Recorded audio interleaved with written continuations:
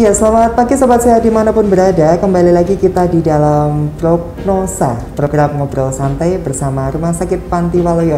Dan ini kali pertamanya kita pindah jam tayang ya Sobat Sehat. Sebelumnya di hari Sabtu, saat ini kita mulai tanggal 1 Oktober kita akan berpindah tayang dari ke hari Selasa setiap jam 10 pagi. Jadi untuk Sobat Sehat semuanya yang setia menantikan program Prognosa dari Rumah Sakit Panti Waluyo, jangan lupa ingat setiap hari Selasa jam 10 kita akan melakukan siaran, kita akan berdiskusi tentang masalah-masalah kesehatan yang bisa kita berbincangkan dengan berbagai narasumber.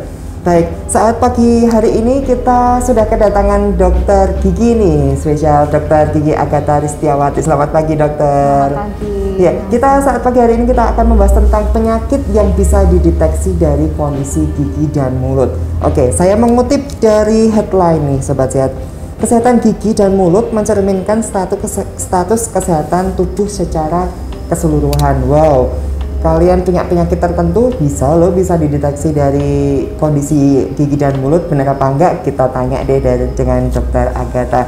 Baik dokter, kita sebelum masuk ke perbincangan tentang kondisi penyakit-penyakit yang bisa dideteksi dari mulut nih, kita berbicara tentang kondisi mulut yang sehat nih. Bisa dikatakan sehat itu yang seperti apa sih dok? Oke, untuk kondisi mulut sendiri yang sehat itu ya, pertama kondisi dari warna gusi ya, pertama dari gusi. Nah, kondisi warna gusi ini pasti akan berwarna merah muda ya. Merah muda agak pucat, jadi nggak merah yang merah banget gitu ya. Nggak merah muda agak pucat, lalu strukturnya seperti kayak kulit jeruk jadi bergelombang gitu. Itu dari gusinya. Kalau dari giginya ya yang pasti tidak berlubang ya. Terus untuk yang lain adalah karang gigi, nggak ada karang giginya, itu yang bagus. Lalu untuk lidahnya warnanya juga pink pucat dan tidak ada lapisan putih di atasnya. Itu lalu untuk ludahnya tidak terlalu yang kental. Berarti memang itu kondisi-kondisi normal yang bisa dilihat itu secara awam gitu ya. Baik, itu semua kondisi-kondisi yang bisa dikatakan sehat Sobat Sehat. Dan jangan lupa kami mengundang Sobat Sehat semuanya untuk bisa beratensi bersama kami, mengirimkan komentar-komentar, mengirim salam juga boleh. Kita untuk mau kirim pertanyaan juga boleh di kolom di bawah ini tentang kondisi mulut, kondisi gigi dan mulut yang sehat yang bisa mendeteksi penyakit itu seperti apa sih. Mari beratensi bersama kami untuk kita diskusikan bersama-sama dengan dokter Agatha. Dan jangan lupa untuk mengunjungi di IGTV kita di RS Panti Waluyo _Surakarta, dan kami mengundang Sobat Sehat untuk mengunjungi channel YouTube kami di RS Panti Waluyo. Jangan lupa like, share, dan subscribe. Di situ banyak sekali tentang edukasi kesehatan yang bisa Sobat Sehat lihat di situ. Baik dokter, gimana sih cara menjaga kondisi mulut kita supaya dalam keadaan sehat?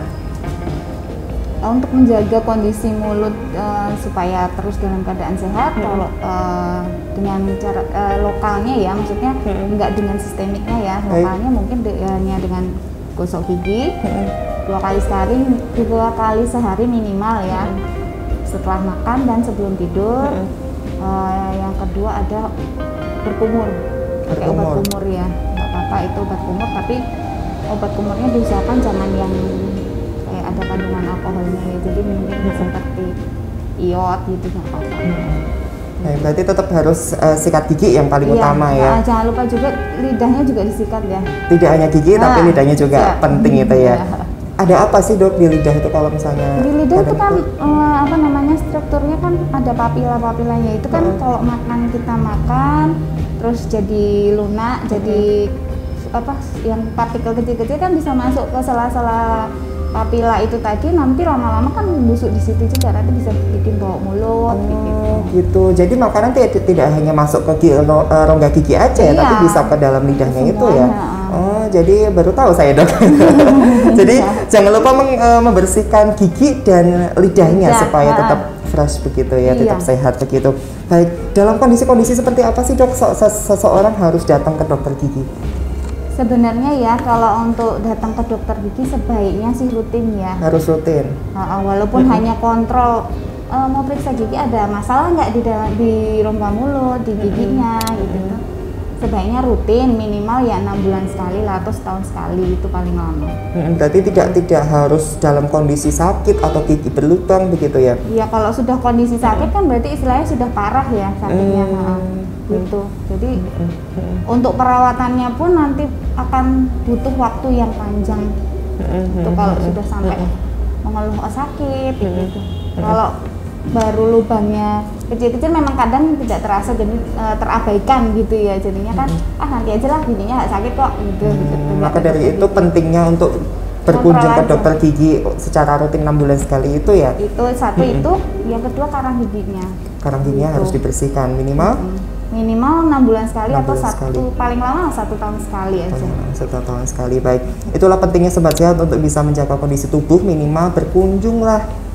Dok, ini minimal tanya gitu ya dok ya, dok ini mulutku gitu. Sehat apa enggak gitu kan, karena ini sumber memasukkan makanan juga ya. Begitu. Baik dokter, kita masih mengundang sobat sehat ya dokter untuk bisa beratensi mengirimkan berbagai macam pertanyaan atau keluhan yang bisa dialami seputar kesehatan gigi dan mulut. Mari kita akan berdiskusi sama-sama dengan dokter Agatha. Baik dokter, kita memasuki tema kita saat ini dok.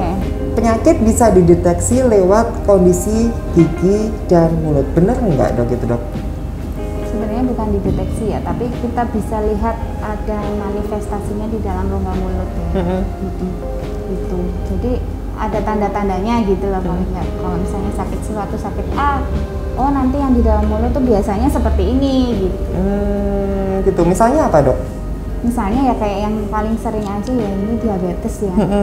Diabetes itu akan mengganggu akan merubah konsistensi di dalam ludah ya. Jadi ludahnya itu akan banyak mengandung glukosa. Banyak mengandung glukosa. Ya kan kalau banyak mengandung glukosa, ludahnya akan menjadi biasanya sih pekat ya, jadi pekat. Nah kalau pekat, kondisi mulut ini akan menjadi kayak kering panas gitu loh. Kering panas, nah nanti lama-lama akan merusak jaringan periodontalnya. Nah biasanya yang sudah terjadi akan giginya goyang, dan goyangnya itu menyeluruh semuanya, hampir semua gigi goyang. Nah itu disebabkan karena adanya peradangan di jaringan periodontalnya. Jaringan yang megang giginya, kalau yang megang giginya goyang kan rusak kan, apa yang megang jadinya nanti lama-lama goyang terus bisa lepas giginya. Nah itu efek obat kah atau memang efek dari penyakit diabetes? Efek dari penyakitnya. Memang dari efek. Kalau misalnya kadang ada juga dari efek obatnya karena otomatis kan konsumsi obat rutinnya. Jadi walaupun dia punya diabetes, obat rutin dia tertib gitu ya minum obat, tetap akan berefek dengan kondisi gigi dan mulut itu?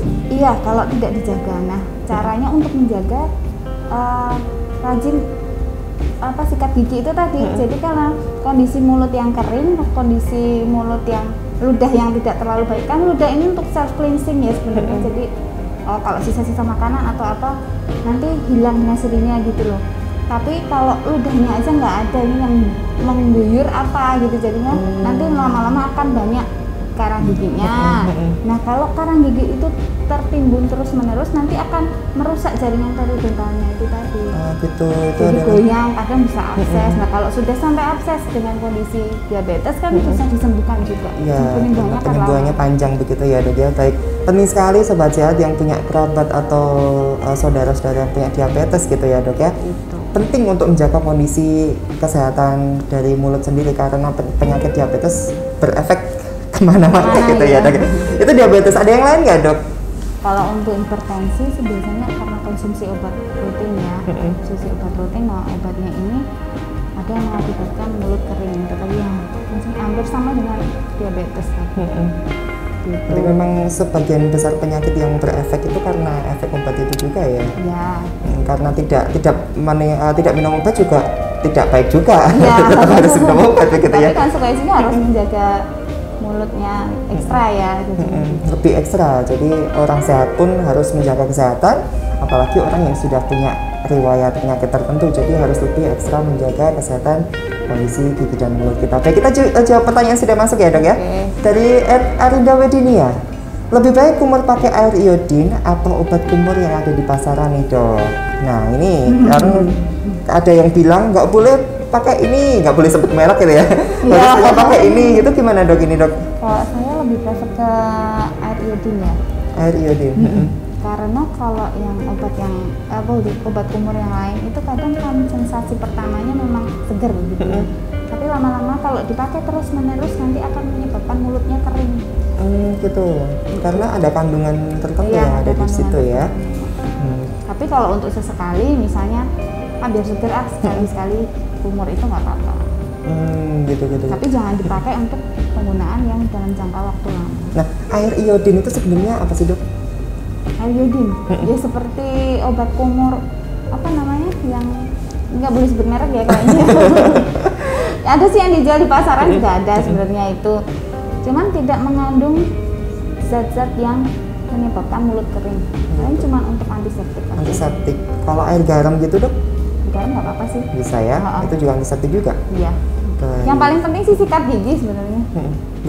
Nggak perlu berkumur pakai iodin juga nggak apa-apa, yang penting sikat gigi begitu ya? Sikat gigi aja. Nah sikat giginya juga caranya jangan yang biar cepet, biar bersih kayak gitu, jangan. Dari gusi ke gigi. Jadi nanti kalau biar cepet kayak gini kalau nggak kuat, nggak mantap gitu tuh juga rusak nanti lama-lama gusi sama gigi. Begitu. Jadi nggak perlu pakai obat kumur segala macam. Yang penting tertib sikat gigi dengan cara yang cara yang benar, tidak asal sikat gigi begitu ya. Dan itu perlu ditanamkan dari kecil ya dok ya. Di anak-anak juga harus perlu diajarkan oleh orang tua untuk bisa sikat gigi yang benar begitu ya. Baik dok, untuk soal lidah sendiri dok, bisa nggak sih dideteksi penyakit yang mungkin dari warna lidah atau kondisi lidah itu bisa dideteksi? Kalau dari warna lidahnya ya kalau sampai yang warnanya ada sih beberapa cuman putih, terus dari warna putih sampai coklat sampai ke abu-abu itu ada karena punya penyakit gitu ya. Jadi kalau sampai yang sudah kronis banget itu memang karena kondisi mulutnya yang tidak baik, nanti kan ada jamur yang akan nempel di situ tuh di lidahnya itu. Nah, semakin lama nanti jamurnya itu kalau sudah di situ lama ya akan kadang berwarna coklat sampai abu-abu kayak gitu. Itu kalau yang sampai seperti itu biasanya di penyakit HIV karena timbul jamur-jamur itu gitu ya. Karena kan HIV kan menekan sistem imun tubuh ya. Jadi akan mudah sekali si jamur-jamur ini nempel padahal di dalam rongga mulut ini banyak loh sebenarnya bakteri, jamur, flora normal di dalam mulut itu banyak. Nah, kalau di penyakit HIV biasanya kalau di dalam mulut sebenarnya dia flora normal, cuman nanti lama-kelamaan akan menjadi flora normalnya hilang, jadi bakteri yang menyebabkan penyakit itu yang akan justru berkembang biak yang di situ ya. Baik dok, itu tadi berbagai macam penyakit yang bisa dideteksi dari kondisi gigi dan mulut begitu ya dok ya. Nah kita berbalik dok, ada suatu kondisi gigi yang bagaimana yang bisa menyebabkan penyakit yang lain begitu?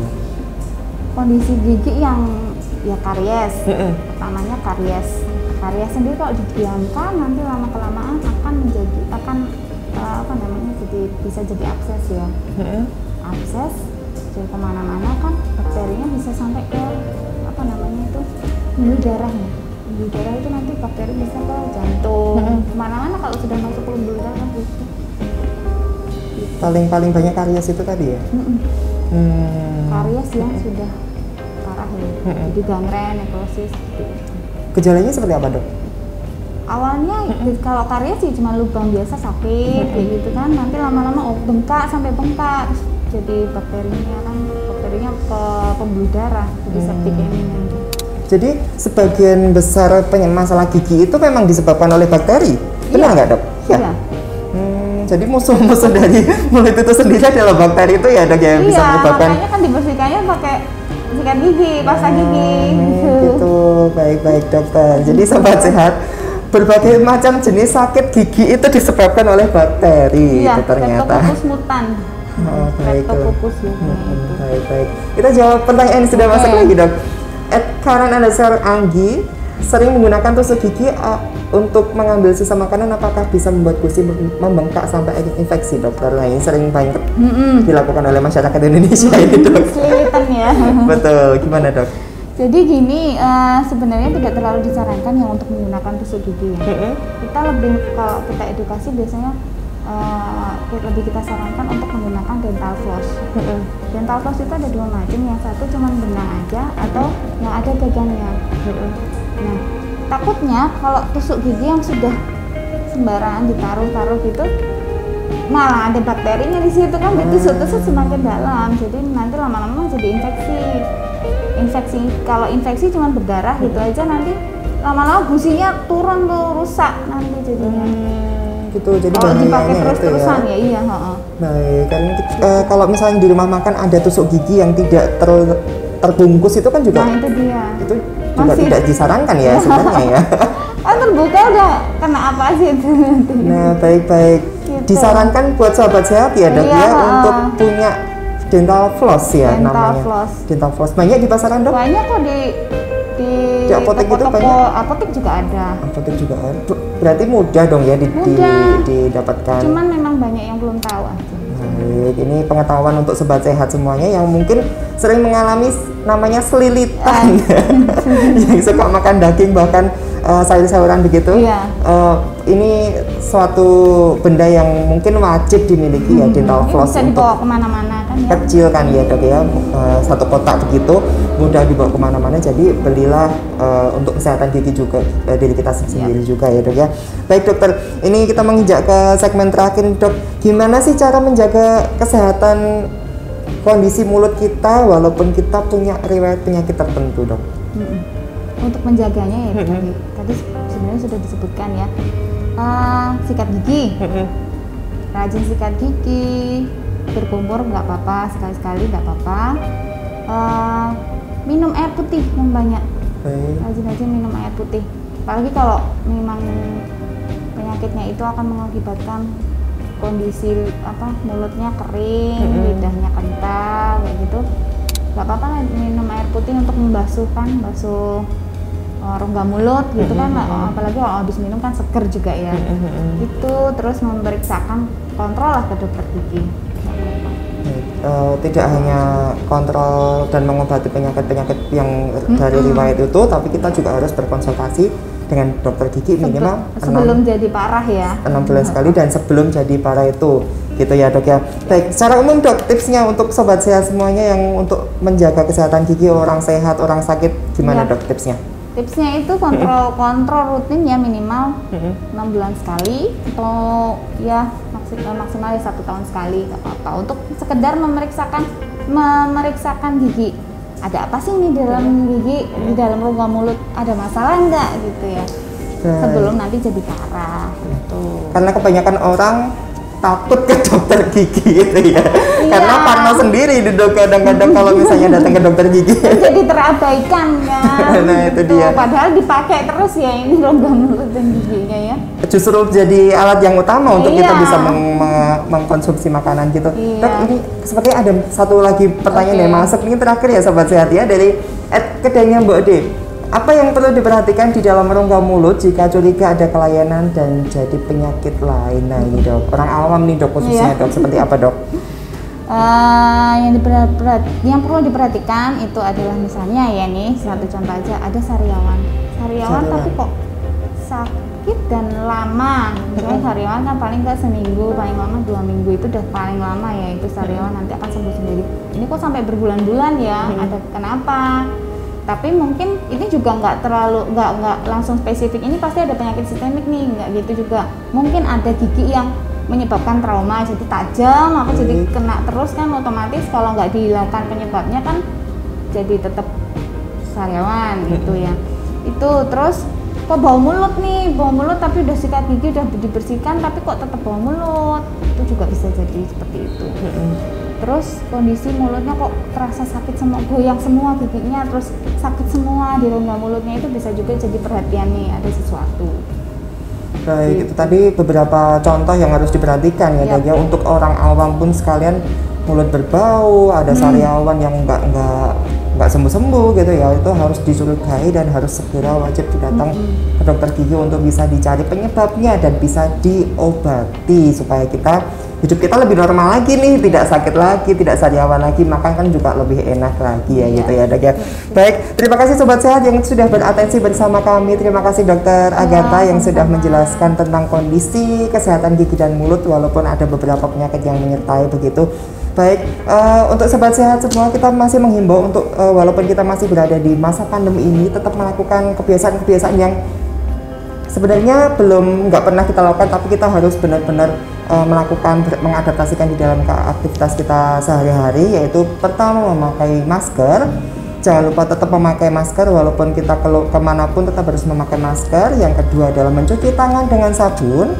Yang ketiga adalah menghindari kerumunan, dan yang keempat adalah menjaga jarak. Itu wajib untuk bisa ditanamkan di dalam diri kita, karena kita harus menjaga diri kita dan orang-orang di sekitar kita supaya tetap dalam keadaan sehat dan tidak tertular oleh sakit COVID-19 ini. Baik, kami juga menghimbau untuk Sobat Sehat yang pengen berkunjung ke Rumah Sakit Panti Waluyo, pengen berobat, monggo silahkan, karena di Rumah Sakit Panti Waluyo ini aman ya Dok ya, karena tenaga medis semuanya juga menerapkan protokol kesehatan secara ketat begitu ya Dok ya. Jadi jangan takut untuk bisa berkunjung ke Rumah Sakit Panti Waluyo. Dan ini kalau misalnya pengen bertemu dengan dokter yang cantik ini bisa ya Kak Dek? Bisa setiap hari ada di standby di Panti Waluyo Dok? Ya, standby. Senin sampai Sabtu mulai jam 10 ya Dok ya? Atau ada yang jam 8? Jam 8 ada. Jam 8 ada? Cadang dulu ya. Jam 8 ada, Senin sampai Sabtu jam 8 sampai jam 1. Kalau Bapak Ibu semuanya, Sobat Sehat semuanya bekerja, bisa di Polisore ya Dok ya? Di sehari Rabu dan Kamis aja, jam 2 sampai jam 5 sore. Dan untuk info lengkapnya bisa menghubungi via telepon di 7120777 atau lewat WhatsApp juga bisa di 08156717076. Kita akan melayani Sobat Sehat semuanya, melayani sesuai dengan kebutuhan jenengan semua. Baik, jangan lupa untuk mengunjungi di IGTV kita di RS Panti Waluyo _ Purwakarta. Live Instagram ini akan beranjak ke IGTV kita, dan jangan lupa untuk membagikan ke saudara sanak saudara yang membutuhkan, dan jangan lupa untuk mengunjungi di channel YouTube kita ya di @RS Panti Waluyo, dan jangan lupa untuk like, share, dan subscribe. Sampai jumpa di prognosa berikutnya. Saya Setiadi pamit. Sampai jumpa.